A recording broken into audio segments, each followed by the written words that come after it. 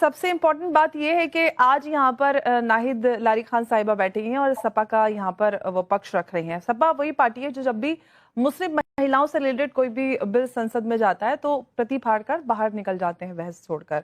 तो अब 3 तलाक पे बात आती है। देखिए, संसद से पहले तो बेसिक अधिकार आते हैं, समानता के अधिकार की बात करते हैं। चलिए, ये भी अधिकार रिप्रेजेंटेशन महिलाओं की। नहीं जी, आप तब से बड़बड़ किए जा रही हैं, गालियां आप शब्द इस्तेमाल कर रही हैं, आपके बीच में नहीं बोले, तो कृपया अपनी टोन डाउन रखें और अपने समय का इंतजार करें।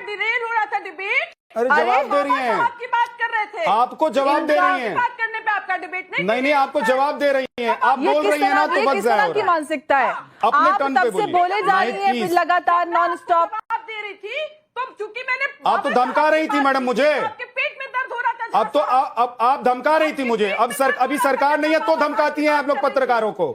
सरकार आ जाएगी तो उठा के सबको बंद करवा दीजिए आप लोग, काम किया है ना। अब इसीलिए जनता आप लोगों को ला नहीं रही है। हो गया हो तो सुन लीजिए। आप लोगों की मेंटेलिटी जनता को पता है।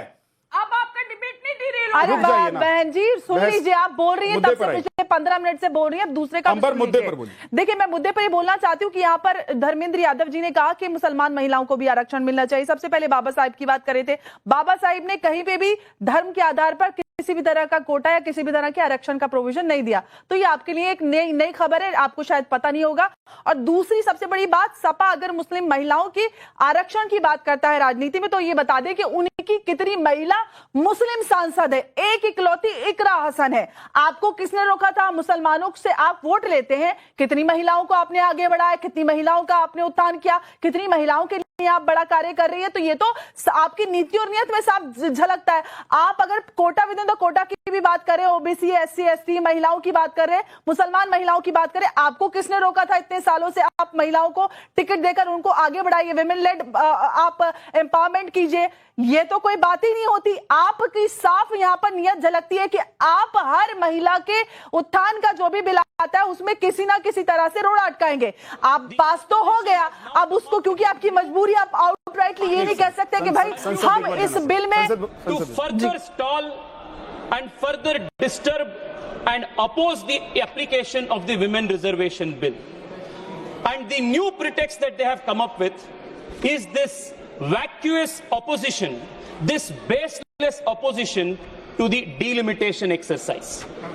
When the Nari Shakti Adhiniyam was passed in 2023 and it was passed unanimously, all political parties agreed that the Nari Shakti Vandan Adhiniyam, the women reservation bill, will be applicable after the census and a delimitation is undertaken. This is the mandate of the constitution that everybody voted for. Today, the opposition has taken a U-turn. They are now opposing the fast tracking of this bill in the 2029 elections and saying we want to oppose this because we don't want the delimitation exercise to take place. I come from the south of the country, the southern state of Karnataka. Speaker sir, just like you represent from Kerala. Speaker sir, over the last 3 days, we have seen a systematic misleading and propaganda by certain members of the opposition in the most irresponsible, anarchic fashion to mislead the people in the south of India. Let me make it very clear. If at all there was anything, even an ounce of injustice that the proposals that the government has brought to the parliament, even if there was an ounce of injustice to the south of India, I as a proud Kannadiga would have been the first to oppose such kind of a proposal. I have gone through the proposal that the government of India has brought, the Modi government has brought. I am saying this not as a member of the BJP, but I am saying this after thoroughly examining all the 3 proposals, that other than the practical proposal that the Modi government has brought for delimitation of seats in the country, the south of India and the smaller states of India that have controlled our population, we could not have got a better deal than this. This is the best deal that the Narendra Modi government has provided. Very briefly, I want to explain to you, through you to the House and the country, Speaker sir, the constitutional framework that governs the delimitation exercise. My learned friend Gaurav Gogoiji was in his speech mentioning that we are bringing the delimitation exercise through the back door. I want to very clearly make it clear to him that the delimitation exercise is not a backdoor exercise that the BJP is doing.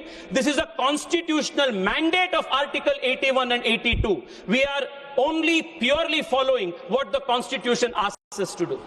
There are three primary articles that govern the exercise that we are now conducting, Speaker sir. Article 81, Article 82 and Article 330A of the Constitution, which provides for women reservation. Let us examine all the three articles briefly and summarily to understand what the articles essentially say. The first article, 81, determines the total number of seats. It also says that the total number of seats meant to the Lok Sabha, the House of People, must be divided across the country in such a manner. तो विपक्ष का एक बड़ा आरोप है कि उत्तर और दक्षिण को बांटने की कोशिश सरकार कर रही है डिलिमिटेशन और इस बिल के जरिए, और सीटें जो बढ़ाने की बात हो रही है उसके जरिए।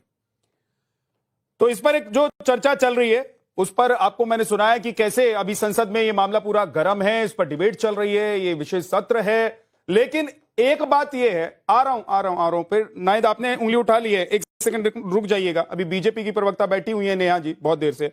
नेहा, अखिलेश यादव की पार्टी को लगता है कि अगर आप महिला आरक्षण कर ही रही हैं, आपसे अनुरोध कर रही थी कि जी धर्मेंद्र जी का बाइक चला देते, मैं सुन लेती एक बार। रुक जाइए, मुझे पता है ना, आप कह रहे थे हाथ ना, कंगन को माफी आरसी मांगने, क्या, आप पढ़े लिखे को चलाइए। फारसी क्या। अभी आप कहेंगे कि आपको पढ़ा माफी लिखा आदमी मांगनी जो होगा वो पड़ेगी। समझ पाएगा। आप मैं पहले चलाइए। बता दे रहा हूं आपको, सुनाइए जरा धर्मेंद्र यादव ने आज क्या कहा।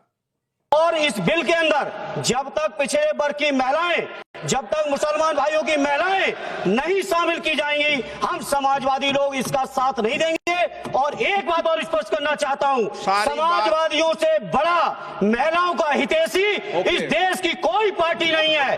आज भी आपसे ज्यादा प्रतिशत हमारे अंदर महिलाओं की है। इसलिए सभापति जी फिर से सुनवाऊं, रुक जाइए, हो गया, रिपीट फिर से सुनवाऊं, फिर से सुनवाऊं, एक बार और सुनाइए। सांसद अपने ही सांसद के बयान को, माफी मांगे, अब आप माफी मांगे जो हो जाती है। सबसे अब आप पहले माफ कर धर्मेंद्र जी दीजिए ने उनको। पिछड़े वर्ग की महिलाओं की बात करी।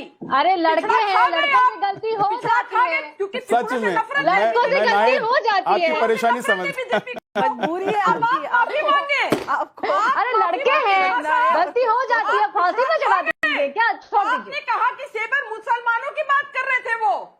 मैंने नहीं कहा मुसलमानों की बात। बात कर रहे थे। आप एक काम कीजिए, मैंने आपको आपके सांसद का बयान सुनवा दिया। अब घर जाकर अब इस पूरे क्लिप को उठा के आप सुनिएगा कि मैंने क्या कहा। मैंने कहा कि जब आधी आबादी के आरक्षण की बात हो ही रही है, 33% महिलाओं को आरक्षण देने की बात हो ही रही है, तो फिर उसमें अलग से मुस्लिम महिलाओं के आरक्षण की बात करने की क्या जरूरत है। उसमें मुस्लिम महिलाएं हैं भाई, इस देश की जो मुस्लिम महिलाएं हैं वो आधी आबादी में ही आती हैं, वो आधी आबादी से अलग नहीं आती हैं। नायब, तो आप भी आधी आबादी में आती हैं। और मैं तो ये कहूंगा कि धर्मेंद्र यादव को जाकर एक क्लास दीजिए, आप उनको बताइए कि सर क्या बोल दिया। डिबेट में डिफेंड करते नहीं बन रहा था, विद्यानाथ जी सवाल पर सवाल पूछ रहे थे।